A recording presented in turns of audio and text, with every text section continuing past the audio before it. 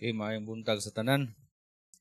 Atong sugdan ng atong Sunday School, bahala o gamay rata. Atong pagtuon sa Sunday School about sa tao. Anthropology. Anthropology. Meaning a study of man o pagtuon sa tao. Sa atong pagtuon sa tao, way laing libro nagsulti nato sa mga impormasyon bahin kanato nga mga tao. Naka na sa Genesis chapter 1 and 2 atong blihan tong Bible sa Genesis.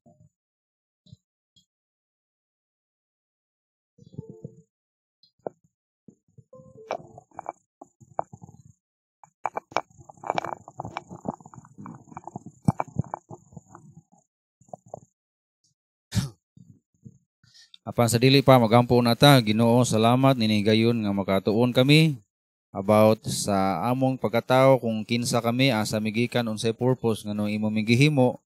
We pray that you'd bless us. Tabangi kami pinagi sa ngalan ni Ginoong Hesus. Amen.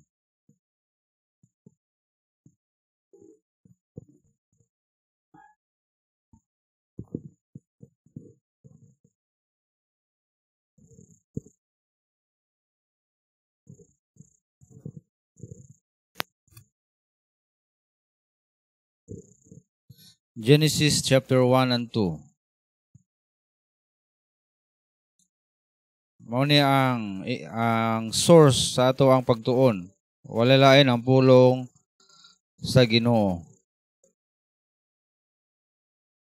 Sa verse 27 atong basahon, ang musang Dios naghimo og tawo sa iyang kaugalingong dagway. Sa iyang dagway gihimo niya siya, lalaki o babae, gihimo niya sila. O diri sa Bible gasulti nga kitang mga katawhan gikan gyud sa Dios, gihimo gayud sa Dios. So kwahi sa atong natun-an sa eskwelahan nga gitudlo nga ang tao gikan sa unggoy. Nga dili sila mutuo nga dunay Dios gahimo sa tao. Tungod kay di sila mutuo nga dunay Dios gahimo sa tao, nangita sila laing paagi nga ang tao mutuo kung unsa ang iyang gigikanan. Example kanang theory of evolution. Ang tao kuno nahimo gikan sa unggoy ug sa uban pang klaseng mga mananap.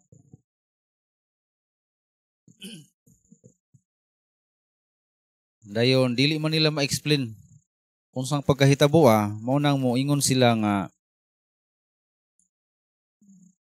billion of years ago. Kaya dili man nila makit-an karon ang unggoy nga murag tao. Kita ba mo unggoy nga murag tao? Wala gyud no. Wala. Tao gyud na. No, bisan pa usa ka batig naong sa tao man gyud. Kay kanang unggoy lahi ra man gyud.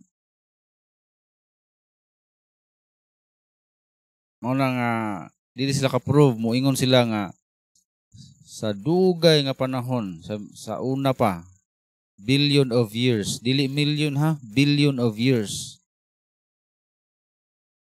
Dunay ni buto, dunay ni tinga nga gamay nga mananap, kaya nagkadako nagahimong tao. So dili na mao.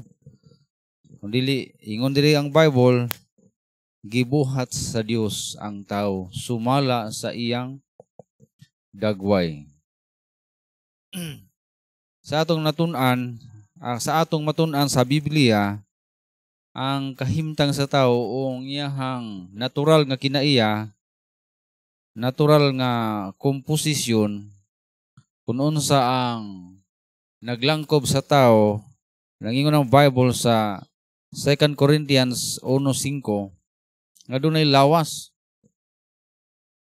Ang tao dunay lawas.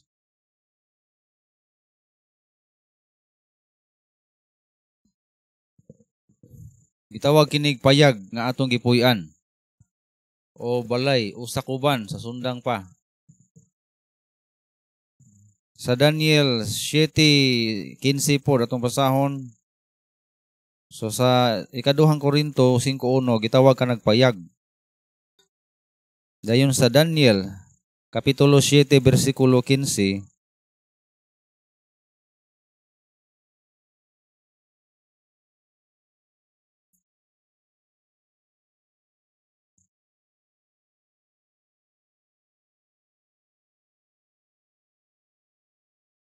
Daniel kapitulo 7 bersikulo 15.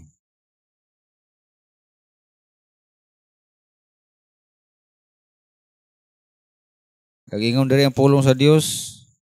Si Daniel nasubo diya sa espiritu.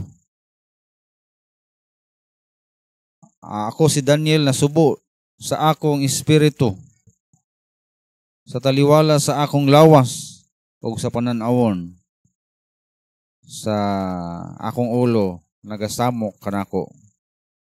So naghisgot diri si Daniel og lawas og espiritu managlahi gyud.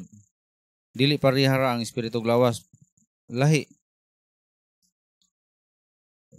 Og lahi ang lawas. Dayon ang tao dunay body, dunay poy soul, dunay poy kalag. Mabasa rin ninyo ni. Kaning kalag mao ni ang mauna-huna, mao ni ang naay gusto, naapoy emotion. Naay mga pagbati, malipay, masubo, gusto, dili gusto, mao ni ang atong kalag.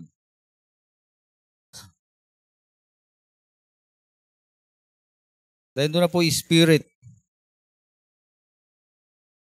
Sa Numbers chapter 16 verse 22. Números 16, 22.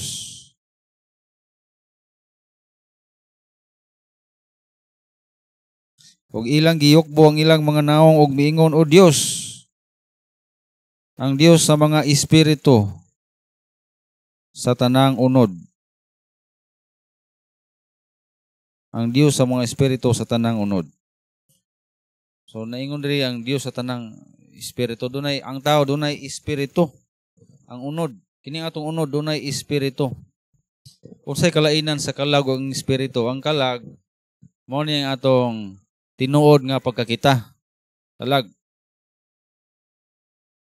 Ang espiritu mao ni ang atong kinabuhi gikan ni sa Dios. No kay gitayhupan man ta sa Dios. Sa dihang ang tao gihimo sa Dios abog pa. Abog pa. Pagtayhop niya niginhawa dahil ng tao nabuhi ang tao. Mao ni ang kadala nato kinabuhi kining espiritu. Ini kamatay nato mubalik ni sa Dios. Mubalik ni sa Dios. O kining espiritu mao ni ang mukunig nato ngadto sa Dios. Mao ni ang mag hatag nato og balatian, konsyensya. Doon na tayo konsyensya. Nga kung makahimo ta og daotan, makailata nga daotan, makahimo tag maayo, makailata og maayo tungod kay doon na tayo espiritu nga mukunik ngadto sa Dios nga maayo. So nasabda nato nga ang tao tulo ka component pero usara katawa lawas, kalag og espiritu. Kung sa bulpin pa na naay kaha na apoy tinta. Usa sa itlog pa na dunay eggshell, dunay egg white, dunay egg yolk. O mao ra gihapon sa Dios kay ang Dios Trinity man. Amahan, Anak ug Espiritu sumala sa gipadayag diri sa Bible. Trinity ang Dios. Mao sa bang tao Trinity ngano man gihimo kita sa dagway sa Dios. Gihimo kita sa dagway sa Dios. Unsay pasabot na gihimo kita sa dagway sa Dios? Ang pasabot na kinship with God nga kita dunay relasyon sa Dios sa paghimo sa Dios nato. Kinship. Doon ay relasyon ba? Paryente, dili ta alien sa Dios, dili ta way labot, kundi labot ta sa Dios paghimo niya nato. Gihimo kita alang kaniya. Alang sa usa ka relasyon. Atong ablihan Bible sa Genesis 1:26. Genesis 1:26.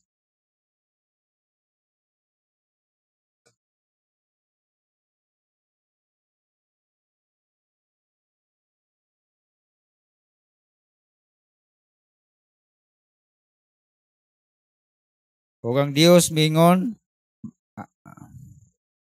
maghimo kita og tao sumala sa atong kaugalingong dagway. Oh. Sumala sa ato ang kaugalingong dagway. Let us make man in our image. So, kung unsa ang Dios, kung unsay component sa Dios, mausab kita sama sa atong gisulti sa miagi nga Trinity.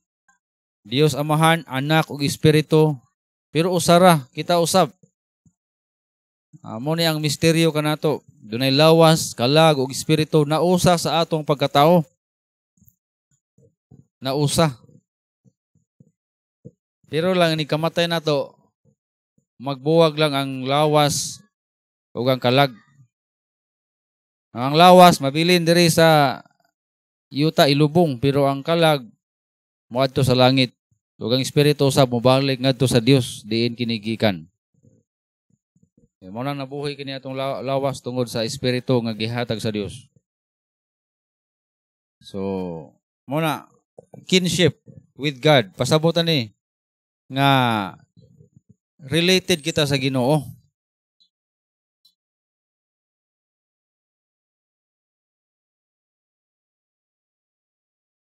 Nga connected kita sa Ginoo.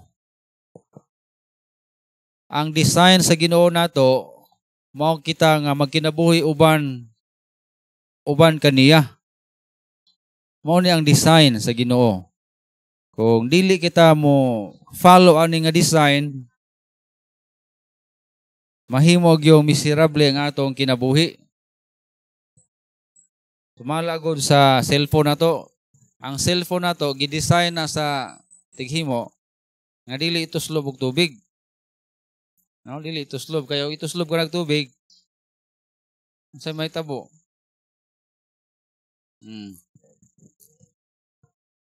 Ako cellphone sa una 3310. Ligon kayo. No, sa ka panahon nang laba ko. Ngala ko galagubo man ang washing machine. Sa kanida paglilin ako cellphone. Naasa akong karsones. Pag-obre na ako ni andar pa. Pero diferensya na gyud kayo. No? Lahi ra gyud no kung dili utos lubog tubig mausab. Kita lahi ra gyud kung mo palayo ta sa Ginoo, lahi ra gyud ning atong kinabuhi. Nga dili nimo ang design sa Ginoo. Ug di maguba lahi ra gyud. Pero maguba gyud, lagmit gyud maguba. Man without God will lead to misery. Miserable gyud ang atong kinabuhi kung wala. Dili nato iapil ang Ginoo. We are made for relationship with God. Number 2, moral character. Mo ni ang atong conscience. Doon na tayo moral kita nga mga tao. Dili ta sama sa mga animals nga walay mga moral. Wala lang. Maghimog daw tang animals, walay guilt. Dili sila mag-guilty, dili sila makonsensya. Wala lang sa ilaha kay wala sila moral. Pero amazing po kayong paghimo sa Ginoo sa animals kay doon na sila instinct nga gi-follow. Instinct ba? Na example, ang animals mga anak giset na sa Ginoo sa ilaha nga sila moatiman silang anak. Og daghan pang klase nga mga instinct nga nasa animals. Kung animals nagbuhat og maayo tungod kay mo na instinct nga gihatag sa Ginoo sa ilaha. Dili tungod kay magilty sila kung namuhimo sila dautan, pero kita nga mga tao magilty kita. Part gini sa tuwang kinabuhi ang guilt. O kanang guilt bitaw maayo na sa tuwa. Kay kanang guilt sama ka na sa ato ang mga nerves bitaw nga mobati og sakit. Nang mobati ta guilt murag di ta malipayon no? Murag tag magalimpasa di ta malipayon. Oh, tungod kay moral being ta. Unsa kay may tabo kung wala tay mga nerve nga mobati tag sakit ba? Wala. Masamad ta, wala lang sa tuwa no? Maputol lang itong kamot, wala lang. Wala ta kahibalo nga naputol na ni itong kamot, tiil. Kaya wala may nagpahibalo na to. So mo po din atong moral aspect. Mo ni magpahibalo na to nga naa ta sa dautan, naghimo na ta og dautan. Magilty ta. Mo ni ang aspeto nga nakahibalo ta sa maayog sa dautan. Sa diyang nakasala ang tao, pero sa diyang wa pa kasala ang tao, ang naibawa na to, maayo lang, no? Maayo ra. Maayo tanan, maayo. Pero sa diyang nakasala ang tao, maayo og dautan, kahibalo na. Kahibalo na ta sa dautan pod. Huwag ang mga tao karon mipili sa dautan. Ilahang gisungag ang ilahang conscience.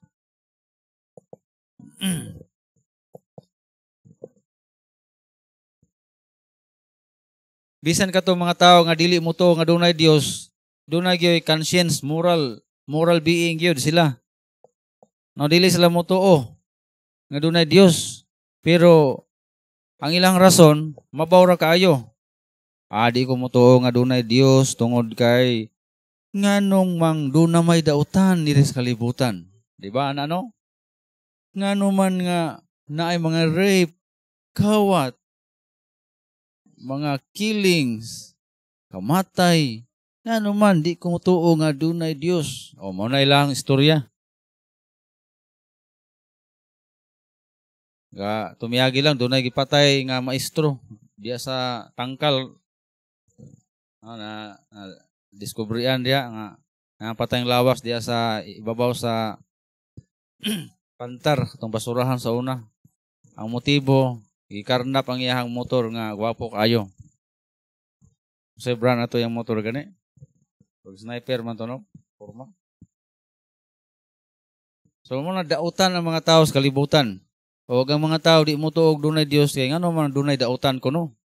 Apa kung tana, kinsay kasulti nila sa ilang kasing-kasing nga dautan kana. Muna ida kong pangutana. Ngano nakahibalo man sila nga dautan ng pagpangarnap? Ngano nakahibalo man sila nga dautan ng pagpatay?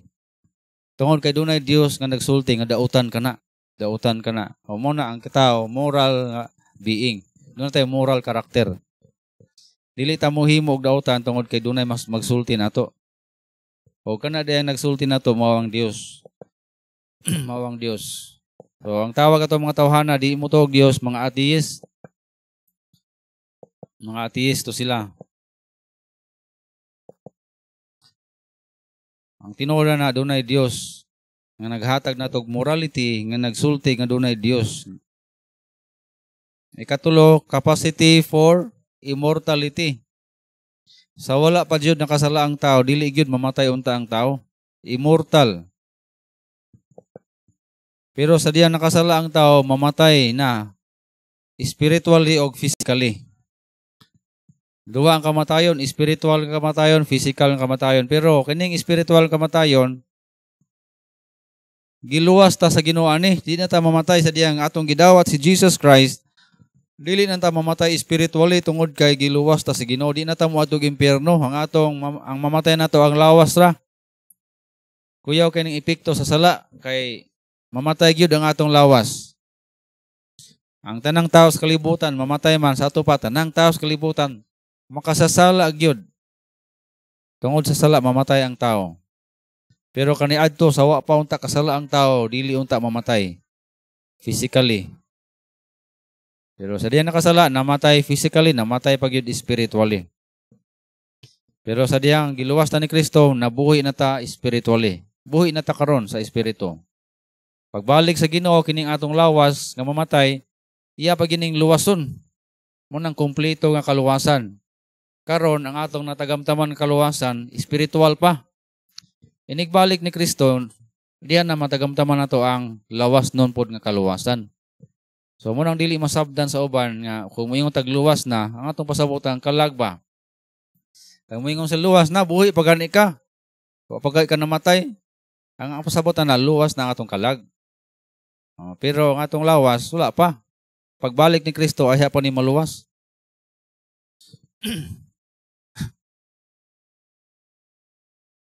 So kita nga mga tao, gibuhat kita sa dagway sa Dios kay dunay kitay reason. Mo ni ang kalainan nato sa mga animals, kay ang animals wala sila reason. Ang nasa sila instinct ra. Ang nasa sila murag computer nga giprogram sa Ginoo nga mo na ilang normal nga buhaton.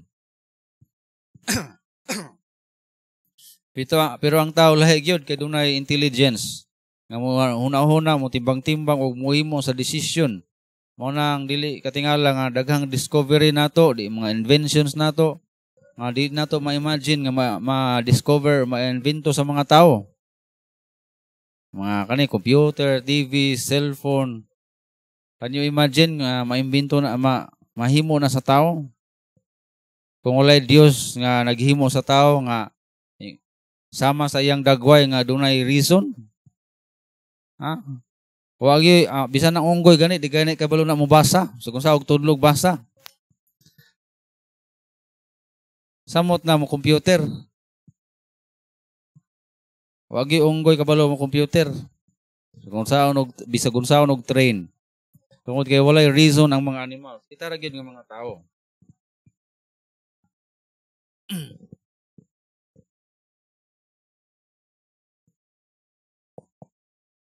So nakaambit kita sa kinaya sa Dios nga bright ang Dios. Gitagaan po ta og kaalam sa Dios. Kay kung wala pa ni naimbento, lisod jud ang atong kinabuhi karon. Kung inyong imaginon kung walay tao nga gitagaan kaalam sa Dios, nga mag-imbento og suga, kuryente, cellphone, lisod jud ang atong kinabuhi. Una salamat sa Ginoo nga naghatag kaalam sa tao. Aron sa atong kaayuhan, gamiton para sa atong kaayuhan o para sa kahimayaan sa Ginoo. Hilabi na ng kahibaluta mo basa. No, kaning kahibaluta mo basa, atong gamiton kana na mo basa ta og Bible. Basa tag Bible, basa sa Bible. So, muna ang atong unahuna. Ang sa last, dominion over the earth. Gibuhat kita sa dagway sa Dios nga kita magdumala nining kalibutana. Dunay responsibility ang tao nga magdumala nining kalibutana. Pero sa diyang ang tao nakasala, ang dagway sa Dios nga naniya naguba. Murag naguba ba? Wala nawala kay bisag nakasala na ta karon. Na magyapon tayo konsensya, no? Na magyapon tayo reason. Napay nabilin. Pero naguba na gyud. Di na gyud pariya kaniadto. Karon kabalo tang buhat og dautan. Sa una wala dili na kabalo, di ta kabalo buhat og dautan. Di ta kabalo mo imbento og dautan. Sa dihang tao nakasala, sa dihang si Adan ug si Eva nakasala, nanganak sila. Ang anak nila si Abin ug si Kain, nakapatay si Kain, iyang gipatay si Abel. Dayon giingnan sila sa Dios. Giingnan sa Dios si Kain. O silang Noe. Panahon na nilang Noe ba? Genesis 9:6. Panahon na nilang Noe, giingnan sa Ginoo si Noe. Nga bisan kinsa nga magpatay og tao, siya pod pagapatyon tungod kay ang tao gihimo sa Dios sa iyang dagway. So sagrado ang tao nga dili basta-basta lang patyon. Dili ta pareha sa mga baboy, iring ug iro nga pwede ra patyon. Pwede ihawon, sudanon. Pero ang tao dili basta-basta kay kung patyon ang tao, ang kanang gabuhat ana pagapat yun po sa Ginoo. So human na ni nakasala ang tao ha. Naa pa day gihapoy nabilin nga image sa Ginoo ngari kanato. Wala na hurot. For a man indeed not to cover his head, for as much as he is the image of the glory of God. So sa 1 Corinthians 11:7, yan nagingon nga ang tao, ang lalaki dili mo tabon sa iyahang ulo. Kay siya sumala sa dagway o sa himaya sa Dios. Siya dagway o himaya sa Dios. Apan ang babae mo ay himaya sa lalaki. So ang pasabot ani lang nga verse, ato lang punto ani, ado ang context ani, about man ni sa buhok, no? Nga mo cover sa ulo ba? Nga ang lalaki dili kuno magpataas og buhok. Mao man ang context ani. Lagi. Kay kung magpataas og buhok ng lalaki, matabunan niya ang ulo. Dili kuno pataas og buhok kay aron di siya matabunan niyang ulo. Kay siya gihimo man sa dagway sa Dios. Oh. Una. Ano naman is Bible? Ha? Ang babae kuno, glory of the man. So pwede ra ang babae dapat magpataas og buhok. Unay context na ni kung inyo nabasahon sa ang sunod nga bersikulo ana about na sa buhok ang gisgutan ni Apostle Paul. Pero ang atong punto karon about the image of God. Nga kita din mga tao sumala kita sa dagway sa Ginoo. Nag-emphasize diha nga ang lalaki magpamubog buhok kay pareha sa dagway sa Ginoo. So mura kani nga verse nagsulti nga ang Ginoo diay dili taas og buhok, dili pareha sa yung nakita sa picture nga taas og buhok. No? Ana, long hair. So, sayop dahil nakita sa picture nga Ginoo taas og buhok. Ang lalaki di magpataas og buhok kay siya sumala sa dagway sa Ginoo. Now, nasabdan ninyo ng verse.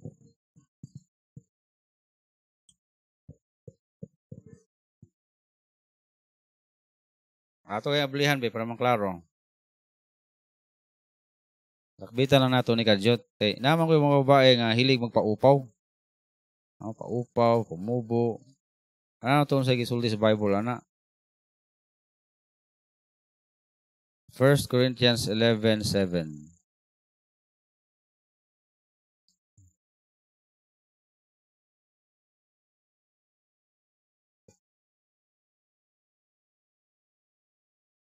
Sa verse 6, kung ang babae, dili matabunan ng iyang ulo.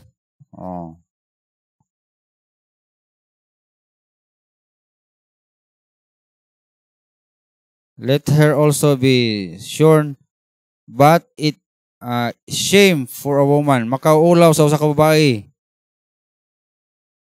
nga mubo og buhok sa verse 6, Makaulaw sa babae nga mubo og buhok.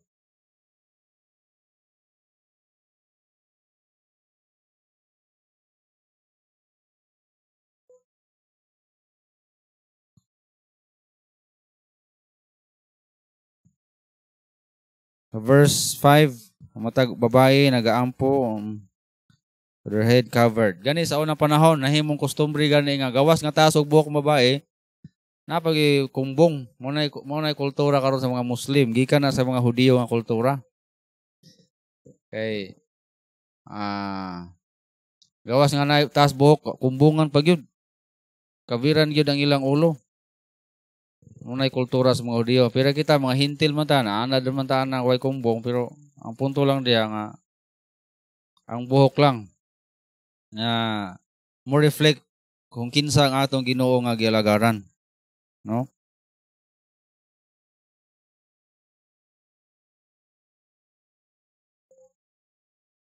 Ha? Mga tigulang. Okay, mao man kultura sa kuan god kanang mga Kastila kaniadto, mga katiguangan ba Mga kultura nga magtabon gyud. nga gi-impose bitaw sa mga madre ana sa mga babae.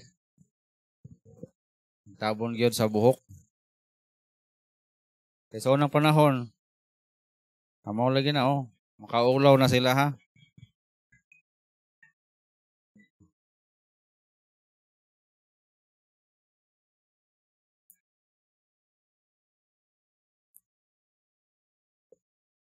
So dili maayo nga talan-aw no. Usahay magtan-aw ko sa YouTube, maganahon ta ko sa music sa Hillsong. Pero magtan-aw ko sa ilahang mga gitarista, ora mag Bon Jovi. Agoy di maayo da. Di maayo ni nga example ni ang iyahang kanta para sa Ginoo no. Then siya mura siya gitarista sa Bon Jovi nga banda. So mo ni ang dagway sa Ginoo, no? Dagway sa Ginoo. Glory sa Ginoo. So gihimo dito sa sumalas dagway sa Ginoo. Napagi sa James 3:9. Therewith bless we God, even the Father. Therewith we curse men, which are made after the similitude of God. So ang tao gihimo sa dagway sa Dios. Nga dili gyud nato tunglohon. Usahay mo tunglo kita og tao no? So kung sa lang atong itawag sa iya ha, mura ana mga bad word, mga gi, say tawagon to siya giya. Say pi usahay PI, ekspresyon ni Duterte kay PI. Nga dili nato tunglohon ang tao, dili nato balikason ang tao kay dagway siya sa Dios. Dagway siya sa Dios. Ayaw gini ninyo balikasa ang tao. Anang inon yung kagwang, bisa ka ng kagwang, bati kay nagnaong. No, inon yung taong kagwang, gihimo sa dagway sa Dios, inon yung kagwang. Kung say naong sa Dios kagwang, ha? Sakita ng Dios na nagahimo, ako gahimo ana niya, giingnan yung kagwang. Ang gihimo sa Dios na tao, gwapo na tanan, no, gwapo. Isa ka ng mga negro, sa una, ang atong kultura na impluensyahan sa mga Greek. Ang ingon sa mga Greek, nga ang kanang gwapo, puti, taas ilong. No? Pero, karon hinahinay na nang usab kay ano man, na may makadaog sa Miss Universe ng mga itom, pislat, no? Nausab na nga konsepto. Nga, gwapa day gyapon na. No? Bisag mga itom o pislat, gwapa gyapon. Di ba katong Angola, no? Angola, first time nga Miss Universe. Dagway sa Ginoo, no? Sumala sa dagway sa Ginoo. Bisan to lang tao nakasala, wala ang iyang kagawasan. Wala ang iyang will. Nagyapon tayo will, nagyapon tayo pagpili kung unsay maayo, unsay dautan. Kitagaan ta sa Ginoo kagawasan ana. Dili pareha sa uban nga wala nay kagawasan. No nagyapon tay kagawasan. Ang ato lang kung pilion nato ang dautan na ay consequence nga ato ang madawatan. Na ay mga resulta og mga kanang dili maayong mahitabo nato kung kita magpakasala sa Dios. So gusto ta ana. Adi kita gusto ana. Kita gusto anang na dili maayong mahitabo nato. Gusto kita nga magbinuotan. O mo na will pagpili ba? Magbinuotan ba ka? Magdinautan. Kung magbinuotan ka, anihon nimo ang maayo. Will. Power of reasoning. So nagitay reasoning gawas lang sa mga mentally retarded ha kay exempted na sila sa Ginoo, exempted na sila. Luwas na sila permente. Langit na sila. No, mga mongoloid, mga Down syndrome, mga special nga mga tao. Luwas na sila pero ang kanong normal mga tao doon ay power of reasoning, dili exempted ni. Imperno gyud na kung wala niya pilia ang Ginoo. Kung wala niya pilia si Jesus Christ. wa siya misunod ni Jesus Christ, impyerno gyud padulong. No, kay balo no gud siya sa kamatuoran. However, they have been severely depraved by sin. So grabe lang gyud ang atong pagkahilayo sa Dios. Sa diyan nakasala ta sa Dios, nahilayo gyud ta sa Dios, nahilayo ta ang sala. Mura ni magnet ba nga birahon gyud ta palayo sa Dios. Muna may tabo sa sala. Pero wala nawala ang atong power sa reasoning o will nga kung mupili ta sa Ginoo, makaduol kita sa Ginoo. Wala na nawala. Dili pareha sa uban nga moingon sila nga ang tao kuno dili na gyud maluwas bisan unsaon yag tuo kay layo no kuno kay sa Ginoo, sayop na. Layo ta sa Ginoo pero kung mutuo ta maluwas gyapon ta. Maluwas gyapon ta. Kay wala man nawala sa Ginoo. Kasagaran nag-hold ani nga doktrina kanang mga familiar mo sa mga Calvinism. Nagsunod sila ni John Calvin ug nanay mga Baptist ngayon na karon gitawag na sila mga Reformed Baptist. Nga nagsunod sila ni Calvin. Nga naingon si Calvin nga ang tao kuno dili na gyud maluwas kung saan niya tuo sa Ginoo. Oh. Kay naluwas lang na siya tungod kay siya gipili sa Ginoo. So, nakita mo na wala na kagawasan ng tao sa pagpili. Ingon sila ba, no? Sayop na nga doktrina oy. Nga kita kuno wala na tay kagawasan sa pagpili. Magpaabot lang ta kung pilion ta sa Ginoo, kung pilion ta sa Ginoo, luwas ta, no? Kung di ta pilion, impierno ta. O yung una na magaling unfair kay ang Ginoo. No, unfair kayo. Reklamo kita unfair man ka na Ginoo, no? Pero ingon sila nga wa ay makareklamo sa Ginoo, wa ay makabor sa Ginoo, pero ang Ginoo puno man sa grasya, no? No? Puno man sa grasya ang Ginoo. Puno sa grasya ang Ginoo. Og fair kay ang Ginoo, fair gyud ang Ginoo. Itagaan kita niya og chance nga makapili niya. No, dili gyud ta excuse kung dili ta mo pili sa Ginoo. So ang problema mo kuno nga teaching kana bitaw ang luwas katurang gipili sa Ginoo. Sa ato pa ang Ginoo nagpili dayeg mga tawo nga iyang impiernohon. Muna pait kay murang lisod kay dawaton ang kamatuoran, no? Ang Ginoo nagpili para iyang impiernohon, murag lisod kay dawaton. So wala nagpili ang Ginoo para iyang impiernohon. Itagaan lang ta sa Ginoo power sa reasoning, freedom sa pagpili. So napatay kagawasan ron sa pagpili. Bisan tuog makasasala kita. Pero dili po ta makaingon nga naluwas ko kay ako mipili sa Ginoo. Dili ta makaingon ana. Tungod na sa grasya sa Ginoo. Nang uban po nahinaykan kay naluwas siya tungod sa iyahang kaugalingong binuhatan. Dili po na mao. Nang wala ta naluwas sa atong kaugalingon nga pagpili. No, ni-respond lang ta sa grasya sa Ginoo nga murag regalo ba ang best na ning illustration kanang regalo. Kung dawato na to ang regalo, ato gyud maangkunan. So ang kaluwasan regalo. Kung dawato na to ang kaluwasan maangkunan gyud nato. So busa. Unsa man itong example ani?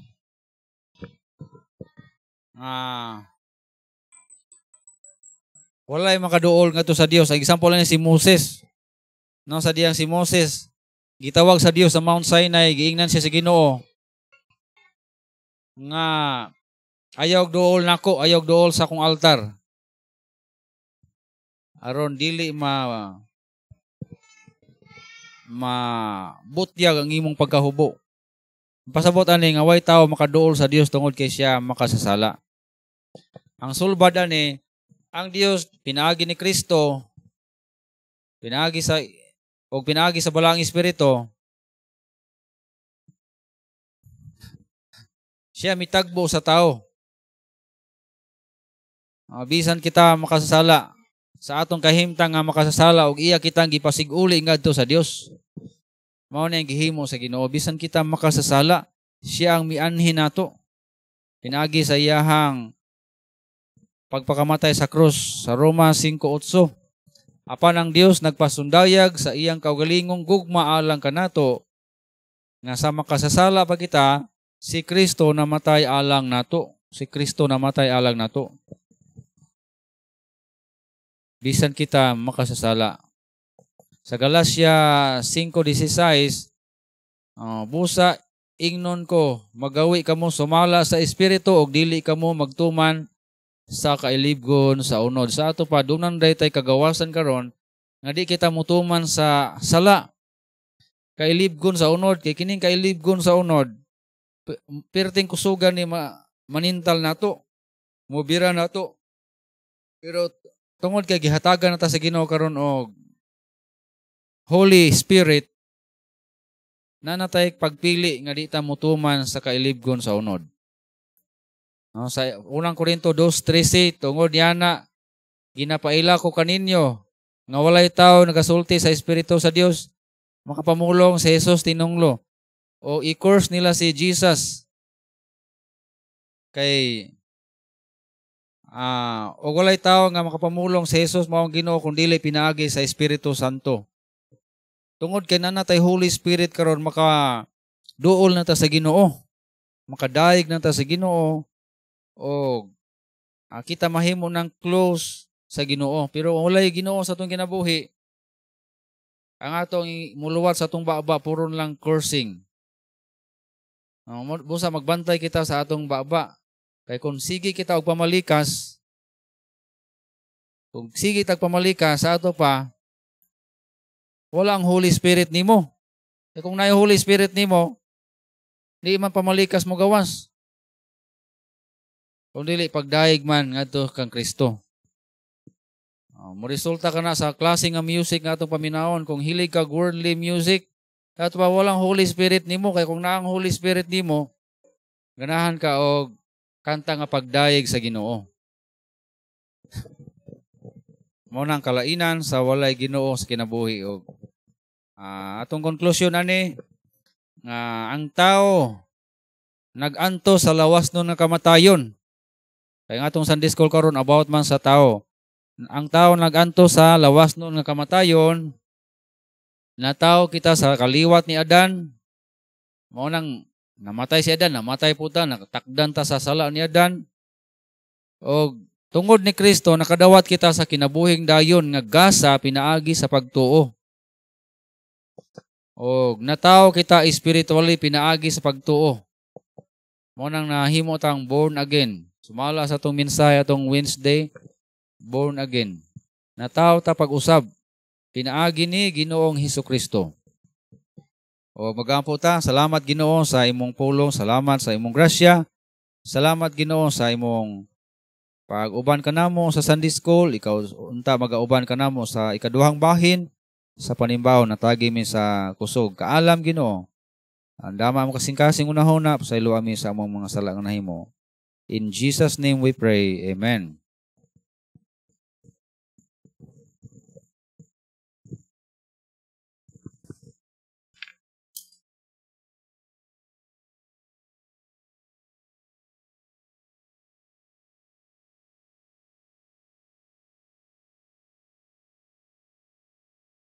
Oo. Bilin ba?